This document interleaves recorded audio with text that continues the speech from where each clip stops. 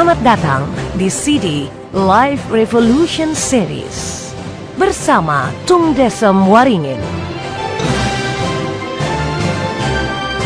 Pelatih sukses nomor 1 di Indonesia versi majalah marketing. Pembicara terbaik di Indonesia versi majalah marketing. The most powerful people and ideas in business in Indonesia versi majalah SWA.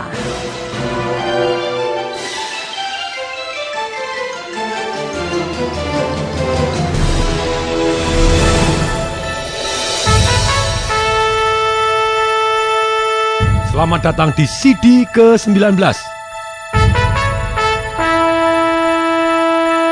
Kekuatan misi hidup yang menggairahkan.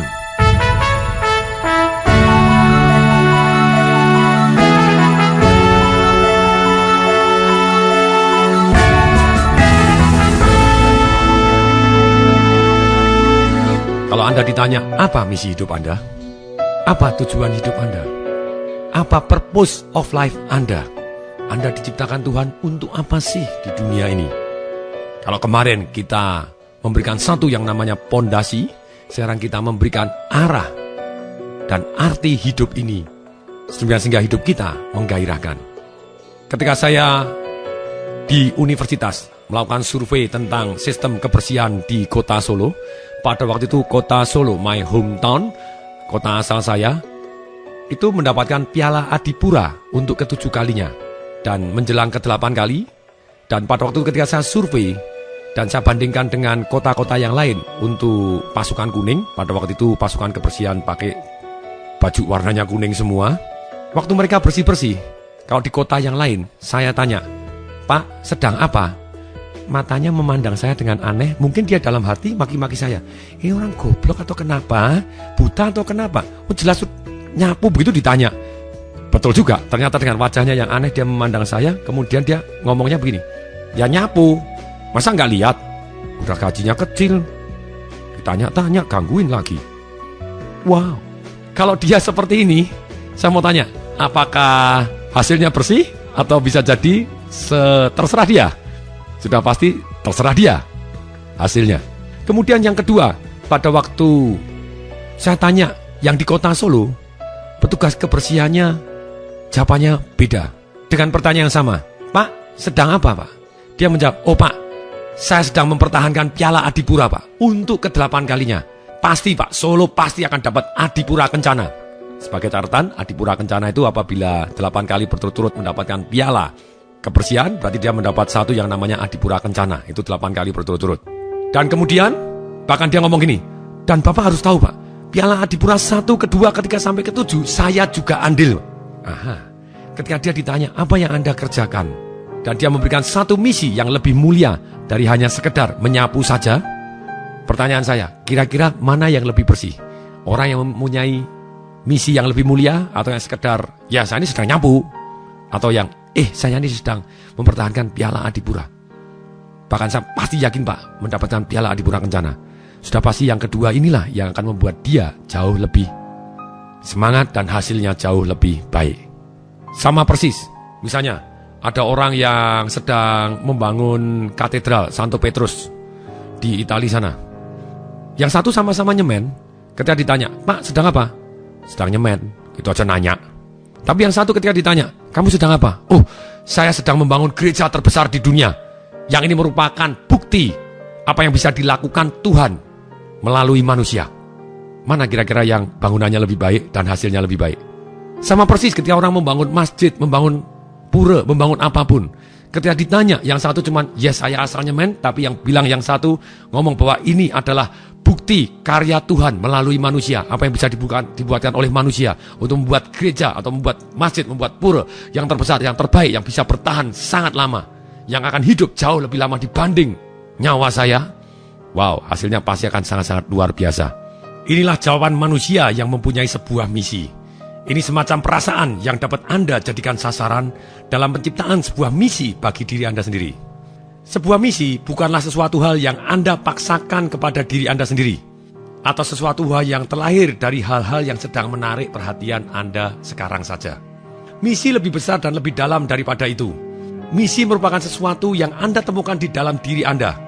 Dengan menemukan misi Anda dapat memastikan bahwa tujuan yang Anda kejar akan menjadi milik Anda. Anda dapat memastikan bahwa Anda akan merasa senang saat Anda mencapainya. Dan Anda dapat memastikan bahwa perjalanan Anda melintasi kehidupan akan menjelma dengan sebuah hasrat yang menyulut setiap sel tubuh Anda. Sebagai ibarat ketika Anda menentukan misi hanya untuk uang, atau hanya untuk gambaran semata, ini bedanya antara tujuan, goal Anda, dengan misi Anda. Mungkin tujuan Anda boleh, saya kepengen mempunyai Mercedes-Benz, atau kepengen punya uang sekian, itu tujuan, boleh. Bedanya ketika orang sama-sama mengejar tujuan, yang satu punya misi, pengen punya Mercedes-Benz, itu tujuannya, pengen punya uang sekian, itu tujuannya. Bedanya apa dengan orang yang punya misi? Orang yang punya misi, pada waktu dia bangun tidur di hari Senin, orang yang punya misi bangun dengan semangat dan yes, oh yes. Tapi kalau orang yang tidak punya misi, aduh, Senin lagi. Beda sekali, orang yang punya misi, dia punya api, punya fire inside di dirinya dia. Nah sekarang pertanyaannya, bagaimana kita bisa menemukan misi kita? Caranya begini, untuk menemukan misi, kita harus menemukan minat dalam kehidupan Anda. Nomor 1, cari sesuatu hal yang Anda gembira sekali ketika Anda melakukan. Bahkan ketika saya belajar dari John Grinder, salah seorang pendiri Neuro-Linguistic Programming, mengatakan, apa yang benar-benar Anda senangi hingga Anda rela membayar untuk melakukannya. That is wow. Anda rela membayar suatu hal yang benar-benar Anda senangi. Dan misi ini lebih lama dari hanya sekedar tujuan keuangan saja atau tujuan prestasi tertentu. No. Satu yang melandasi Anda setiap bangun tidur, api Anda. Kemudian yang kedua, bagaimana menemukan minat kehidupan Anda sehingga Anda bisa menyusun misi Anda jauh lebih baik. Setelah nomor 1, apa yang membuat Anda meraih kegembiraan batin, yang sampai Anda bayar pun mau untuk melakukan hal tersebut. Yang kedua, ketahuilah hasrat Anda, kerinduan Anda, kecintaan Anda. Hanya Anda yang mengetahui apa yang benar-benar Anda cintai. Anda mungkin tahu dari tanda-tandanya dari hobi yang Anda nikmati, atau mungkin Anda lebih menyukai manusia atau menyenangi komputer, atau bahkan keduanya, silakan. Mungkin Anda juga bisa berpikir tentang minat, kerinduan, kecintaan, hasrat tersebut. Rasakan isyarat-isyarat kegembiraan dan minat-minat yang memancar keluar dari dalam batin Anda. Rasakan hal itu, buatlah, tulis, inventarisasi dari peristiwa-peristiwa yang paling menyenangkan dalam kehidupan Anda. Jika Anda sudah memiliki 10 juta dolar, apakah yang akan Anda bayar supaya dapat Anda lakukan? Ini caranya. Seperti saya pribadi, ketika saya memutuskan satu misi dalam hidup saya, bahwa misi hidup saya adalah menikmati dan mengembangkan karunia Tuhan dengan cara membuat hal-hal ataupun tantangan-tantangan dalam hidup menjadi simple, menjadi sederhana, fun, menyenangkan, useful, bermanfaat, valuable, mempunyai nilai untuk diri saya sendiri, untuk orang banyak, dan untuk Tuhan. Ini misi hidup saya, yang akhirnya saya masukkan juga ke dalam identitas. Awalnya itu adalah misi berpisah dengan identitas. Saya adalah Tong Diseparingin yang bijaksana, sehat, keluarganya harmonis, kaya raya, ceria, diberkati dan dibimbing oleh Tuhan. Kemudian orang yang penuh semangat saya tambahkan, kemudian yang di bawahnya saya tambahin lagi, yaitu orang yang mempunyai peran membuat masalah-masalah atau tantangan-tantangan menjadi simple, fun, useful, valuable untuk diri saya sendiri, untuk orang banyak, dan untuk Tuhan. Akibatnya ketika saya jadi pembicara, dari hasil pemikiran saya, dari hasil renungan saya, dari hasil saya belajar, dari hasil saya lakukan, kesimpulan saya, ketika saya berada di atas panggung, sebetulnya tulus hati saya sangat menikmati prosesnya, dan ketika orang mendapatkan manfaat, benar-benar bernilai untuk orang lain, dan kemudian orang ngirim SMS, terima kasih Pak Tung, hidup saya berubah karena Anda, sekarang saya menjadi begini, income saya jauh lebih baik, relation saya lebih baik, segala macam lebih baik. Wow, I really feel blessed and guided, dan menjadi saya semangat lagi untuk sharing lebih banyak lagi. Ketika Anda tahu hasrat Anda, kerinduan Anda, dan kecintaan Anda, seperti saya pribadi, bahkan saya sampai mempunyai keyakinan, kalau saya sakit, taruh aja di atas panggung, sembuh. Wow, ini benar-benar satu yang benar-benar exciting. Banyak orang naik di atas panggung, pulang sakit. Kalau saya enggak, saya sakit, taruh aja di atas panggung, sembuh. Ini satu keyakinan yang begitu powerfulnya, karena saya sangat cinta apa yang saya lakukan. menjadi hasrat saya dan kerinduan saya untuk men-sharing apa yang saya tahu, yang saya anggap bermanfaat dan benar-benar bermanfaat untuk orang banyak dan untuk Tuhan. Kemudian, itulah yang Anda perlu ketahui, hasrat Anda apa? Bukan hanya sekedar uang, sekali lagi uang adalah tujuan, tapi ini misi Anda yang membuat Anda terbakar dalam mencari uang tadi, yang terbakar dalam melakukan hasrat Anda apa?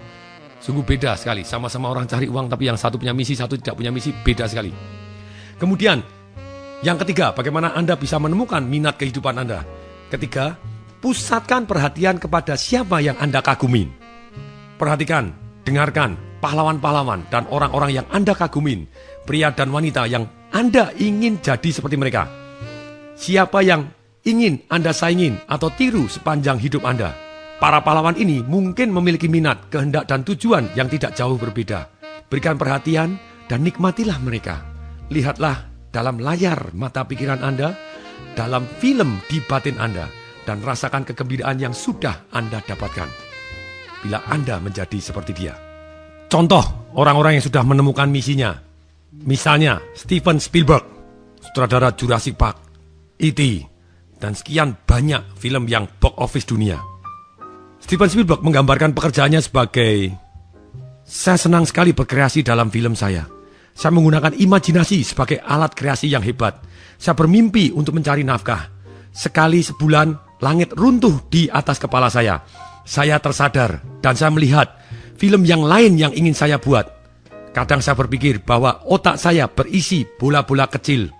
Ide-ide yang saling meluncur dan bergelincir antara satu dengan yang lain sepanjang waktu. Masalah saya adalah bahwa imajinasi saya tidak dapat berhenti. Saya bangun tidur dengan penuh semangat yang menggelegak. Hingga saya tidak dapat sarapan. Saya tidak pernah kehabisan tenaga. Wow. Ketika dia menggambarkan pekerjaannya seperti itu pada waktu membuat filmnya, sampai dia sendiri merasa bahwa tidak sarapan pun juga tidak apa-apa dan tidak pernah kehabisan tenaga ketika melakukan suatu hal yang dia benar-benar hasrat dan cintanya. Tanpa sadar, actionnya sebetulnya walaupun akhir uang datang berlimpah ke tempatnya dia. Kenapa? Karena dia memberikan yang terbaik dan melakukan yang terbaik dengan penuh semangat. Karena dia sendiri sebetulnya sudah tidak hitungan lagi tentang uang. Sebagai contoh, pada usia 17 tahun, ketika Steven Spielberg sedang tur meninjau Universal Studio, ia berjumpa dengan Chuck Silver, kepala bagian editorial. Spielberg berkata, pada waktu Steven Spielberg mau ketemu dengan Chuck Silver, kemudian ternyata Chuck Silver sendiri tidak memanggil penjaga untuk melemparnya keluar, melainkan dia berbicara dengan Steven Spielberg selama kurang lebih 1 jam. Bahkan ketika itu, Steven Spielberg menunjukkan, saya punya beberapa film loh yang sudah dibuat. Jadi sebelum ke Universal Studio pun, Steven Spielberg sudah begitu semangatnya dan dia sudah membuat film dari 8 milinya, dari kamera 8 milinya. Kemudian dia mau tunjukkan kepada Chuck Silver dan Chuck Silvernya juga kepingin melihat. Boleh, mari coba saya lihat filmmu. Dan kemudian sehingga dia diberi izin bahwa besok boleh masuk ke kompleks studio di hari berikutnya. Dan di hari berikutnya Steven Spielberg datang dan menunjukkan 4 filmnya. Dan ketika dia melihat Chuck Silver sangat berkesan.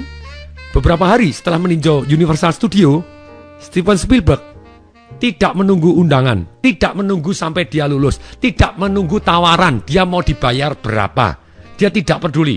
Dia memakai tas kantor ayahnya dan begitu saja masuk ke dalam studio. Dia tidak minta izin. Dan sebetulnya di dalam tas kantornya itu tidak ada apa-apa kecuali setangkap roti dan 2 batang permen. Dan tiap hari dalam musim panas itu, Steven Spielberg masuk pakai jas dan menggabungkan dirinya dengan para sutradara dan penulis serta editor dan pengisi suara. Dan kemudian ketika Steven Spielberg jalan-jalan ada satu ruangan kosong, dia langsung masuk menjadi seorang penghuni liar. Dan bahkan dia pergi ke toko kamera dan membeli beberapa papan nama dari plastik dan meletakkan namanya di petunjuk gedung. Steven Spielberg, ruang 23C. Wow. Kalau dia hanya bekerja untuk uang, dia nunggu panggilan. Mungkin dia nunggu digaji berapa. No, uang datang dengan sendirinya ketika Anda mengerjakan sesuatu hal dengan sangat baik dan memberi nilai tambah kepada banyak orang. Ini kuncinya, kalau Anda memberi satu nilai tambah, dan kemudian orang banyak mendapat manfaat dari nilai tambah Anda. Anda komunikasikan dengan tepat kepada orang banyak, uang akan sampai ke tempat Anda dengan sendirinya. Saya akan berikan beberapa contoh dari orang-orang yang saya kagumin. Salah satunya, misi hidup atau purpose of life-nya dari Anthony Robbins, pengarang buku Unlimited Power, Awaken the Giant Within, yaitu dengan rendah hati melayani Tuhan, dengan menjadi contoh manusia penuh sukacita total, pengasih, ceria, kuat, penuh semangat, yang bisa kita miliki begitu kita bersukacita dalam karunia Tuhan dan dengan tulus mengasihi serta melayani semua makhluk ciptaannya. Wow, that is so powerful. Ini salah satu yang sangat-sangat penuh iman. Kemudian berikutnya yang kedua, dari Jack Canfield, rekan pengarang dari Chicken Soup for the Soul yang sudah laku lebih dari 140 juta buku, juga pengarang The Success Principles. Misi hidupnya adalah mengilhami dan memberdayakan orang-orang untuk menjalani visi tertinggi mereka dalam konteks kasih dan sukacita. That's amazing juga. Kemudian Robert G. Allen, ini pengarang buku One Minute Millionaire, Nothing Down, bagaimana beli properti tanpa uang muka, multiple stream of income. Saya training langsung kepada beliaunya juga. Misi hidupnya adalah mengilhami dan memberdayakan orang untuk meraih takdir mereka. Simple, powerful. Kemudian ada juga DC Cordova, itu yang Money and You trainingnya. Pernah jadi rekan bersama Robert Kiyosaki di Money and You, ngajar juga. Dia punya Accelerated Business Institute juga. Misinya begini, mengangkat kesadaran kemanusiaan melalui bisnis. Very good. Kemudian ada misi yang menarik. Silakan tebak siapa dia. Meninggalkan dunia sebagai tempat yang lebih baik dibanding ketika saya dilahirkan bagi kuda dan manusia juga. Oke, bagi kuda. Wah, siapa dia? Ini orang namanya Monty Robert. Dia adalah pengarang buku The Man Who Listened to the Horse.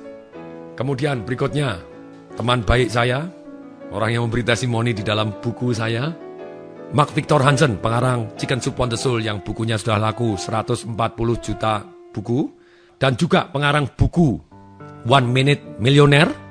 Mark Victor Hansen mempunyai misi menciptakan dan mengilhami 1 juta jutawan yang masing-masing menyumbangkan $1 juta kepada gereja atau badan amal. This really powerful juga. Dia bangun tidur pasti akan sangat bergairah. Kemudian juga guru saya yang baru-baru saja saya belajar kepada beliaunya, pengarang The Secret of Millionaire Mindset, T. Harv Eker. Misinya adalah mendidik dan mengilhami orang-orang untuk hidup dengan jati diri tertinggi mereka berdasarkan keberanian, tujuan, dan sukacita versus ketakutan, kekurangan, dan kewajiban. Ini contoh-contoh yang bisa menjadi teladan kita. Kemudian berikutnya, ini sangat penting. Tanpa misi sebagai kompas untuk membimbing kita, target, goal, atau rencana tindakan Anda mungkin pada akhirnya tidak memenuhi kebutuhan Anda. Sudah pasti Anda tidak kepingin mendaki sebuah gunung dan sampai akhirnya di atas gunung mencapai tujuan Anda, goal Anda, sampai di sana Anda merasa bahwa ini gunung yang salah. Celaka. Jadi misi itu adalah benar-benar pedoman kompas kita di dalam menjalani hidup ini. Sebagai contoh lagi, ada seorang bernama Julie. Dan ketika anak-anak dia sangat suka binatang. Akibatnya yang sering dia dengar pada waktu dia kecil, yaitu kata-kata, Julie, kamu harus jadi dokter hewan. Kamu akan menjadi dokter hewan yang hebat. Itu yang harus kamu lakukan. Jadi ketika sampai di universitas, Julie mengambil mata kuliah biologi, anatomi, kimia, dan mulai belajar untuk menjadi dokter hewan.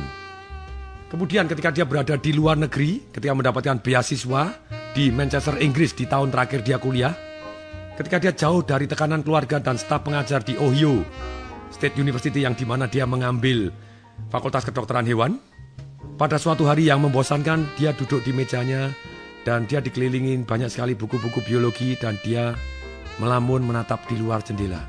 Saat itu dia tiba-tiba sadar, tahukah kau, aku sangat tidak bahagia. Mengapa aku begitu tidak bahagia? Apa yang kulakukan? Aku tidak mau jadi dokter hewan. Kemudian Julie bertanya kepada dirinya sendiri, pekerjaan apa yang begitu ku sukai, sehingga aku mau melakukannya tanpa dibayar. tapi yang pada akhirnya bisa menjadi sumber penghasilanku. Bukan jadi dokter hewan, itu bukan pekerjaan yang kusukai. Kemudian dia mengingat-ingat semua yang telah ia lakukan dalam kehidupannya dan mencatat apa yang membuatnya dia paling bahagia. Kemudian ia menyadari bahwa pada waktu dia ikut konferensi-konferensi kepemimpinan, semasa dia muda, dia ikuti dengan sukarela, dan semua pelajaran komunikasi serta kepemimpinan yang dia ambil sebagai mata kuliah pilihan di Ohio malah membuat dia bahagia. Kemudian dia akhirnya sadar, mengapa aku bisa begitu buta? Sekarang aku sedang menjalani kuliah tahun keempat dan baru akhirnya menyadari bahwa aku sedang menempuh jalan yang salah dan tidak melakukan hal-hal yang benar. Padahal yang kuinginkan selalu ada di hadapanku. Selama ini aku hanya tidak pernah meluangkan waktu untuk mengakuinya. Dengan semangat baru, Julie mengisi sisa waktu belajarnya di Inggris dengan mengikuti kuliah komunikasi dan kinerja media. Ketika kembali di Ohio State, ia akhirnya bisa meyakinkan pihak administrasi untuk membiarkan dia menciptakan programnya sendiri, bukan di dokter hewan, melainkan dalam bidang kepemimpinan. Walaupun akhirnya dia butuh 2 tahun ekstra untuk menyelesaikan kuliahnya. Ia kemudian menjadi konsultan manajemen senior dalam pelatihan dan pengembangan kepemimpinan untuk Pentagon. Wow, Pentagon. Ia juga memenangkan kontes Miss Virginia USA yang membuatnya bisa melewatkan sebagian besar di tahun 2002 untuk berbicara kepada anak-anak di seluruh Virginia. Dan baru-baru ini dia telah menciptakan role models dan mentors untuk organisasi kepemudaan yang mengajari anak-anak cara menjadi anutan yang lebih baik satu sama yang lain. Dan sekedar berita, Julie baru umur 26 tahun. Ini sebuah kesaksian tentang kekuatan yang bisa diciptakan oleh kejelasan misi dalam hidup Anda. Berita baiknya, Anda semua tidak perlu harus jauh-jauh pergi ke luar negeri, ke Inggris selama setahun untuk melepaskan diri dari tekanan harian. Anda cukup menyempatkan diri sekarang juga untuk mendesain misi Anda yang membuat Anda bergairah setiap waktu. Setiap Anda membaca, Anda tahu bahwa inilah Anda sesungguhnya. Sekarang juga, kerjakan PR Anda, tulis misi hidup Anda. Dengan cara terlebih dahulu, Anda temukan minat kehidupan Anda. Yaitu 1, apa saja yang meraih kegembiraan batin Anda. Kemudian yang kedua, ketahuilah hasrat dan kerinduan Anda serta kecintaan Anda. Yang ketiga, pusatkan perhatian pada siapa orang-orang yang Anda kagumi. Setelah Anda jawab 3 pertanyaan ini, kemudian tulislah misi Anda yang jauh lebih mulia, hanya sekedar mencari uang atau menyelesaikan suatu pekerjaan tertentu. Ambil satu peran yang sangat baik untuk dunia ini. Ini PR Anda, tulis misi ini di dalam buku sukses Anda. Boleh kapanpun Anda perbaikin, tapi sekarang tulis sekarang juga. Pasti bermanfaat. Sampai jumpa di CD berikutnya. Saya Tong Desem Waringin mengucapkan salam dahsyat.